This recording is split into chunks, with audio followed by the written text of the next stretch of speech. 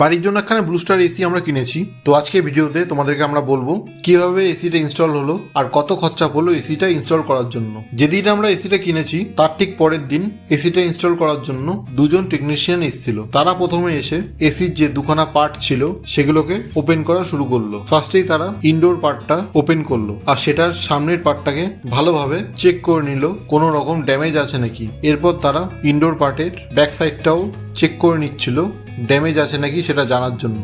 এরপর তারা যে আউটডোর পার্টটা ছিল সেটাকে আনবক্স করলো আর সেটাকেও ভালোভাবে চেক করে নিচ্ছিল সেটাতে কোনো রকম ড্যামেজ আছে নাকি। আর এরা মোবাইলে ভিডিও বানাচ্ছিল যাতে কোনো রকম ড্যামেজ থাকলে কোম্পানিতে সেটার প্রুফ দেখাতে পারে। এরপর তারা ইনডোর যে পার্টটা ছিল সেটা ব্যাক সাইড দিয়ে দেওয়ালে লাগানোর জন্য যে ওয়াল মাউন্ট ছিল সেটাকে তারা ওপেন করলো। আর এসির সাথে 10 মিটার যে কপার পাইপ আমরা ফ্রি পেয়েছিলাম সেই পাইপগুলোকে সোজা করা শুরু করলো।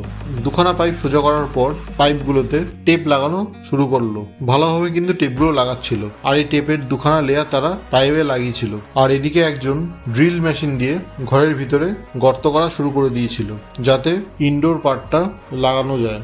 আর একজন ইনডোর পার্টে ইলেকট্রিকের কাজগুলো কমপ্লিট করছিল।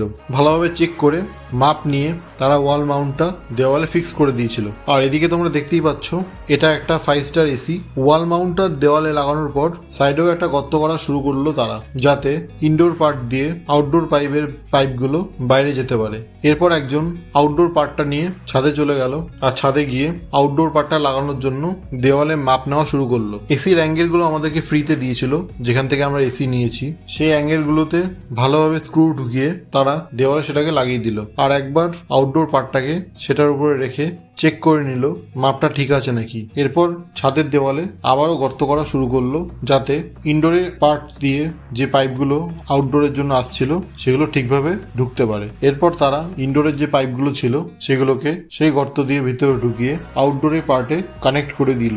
আর কানেক্ট করতে কিন্তু অনেকটা সময় লেগেছিল। তারা খুব সুন্দরভাবে সেই পাইপগুলোকে কানেক্ট করলো। আউটডোর পার্টটা লাগানোর সময় তারা কিন্তু নিচে রবারের ক্লাম দিয়েছিল যাতে আউটডোর পার্টটা ঠিক জায়গায় স্টেবল থাকে। আউটডোর পার্টটা লাগানোর পর তারা এয়ার পাম্প দিয়ে পাইপের ভিতর দিয়ে এক্সট্রা যে এয়ার রয়েছে সেগুলোকে বের করে দিচ্ছিল। তারা বলল এই এয়ারগুলো না বের করলে পরবর্তীকালে এসির অনেক ক্ষতি হয়। তারপর ভালোভাবে পাইপ দিয়ে এয়ারগুলো বের করার পর প্রেসার মিটার দিয়ে চেক করে নি পাইপের ভিতরে এয়ার প্রেসার ঠিক আছে নাকি। এরপর টোটাল ইনস্টলেশন কমপ্লিট হওয়ার পর একজন টেকনিশিয়ান আমাদের এসির যে রিমোট রয়েছে সেটা ডেমো দিচ্ছিল। আর হ্যাঁ, এই এসিটা ইনস্টল করার জন্য আমাদের মোট খরচা হয়েছিল 3000 টাকার কাছাকাছি, যদিও বা আমাদের কোনো এক্সট্রা পাইপ লাগেনি। এসিটা খুব ভালো, তোমরাও চাইলে নিতে পারো।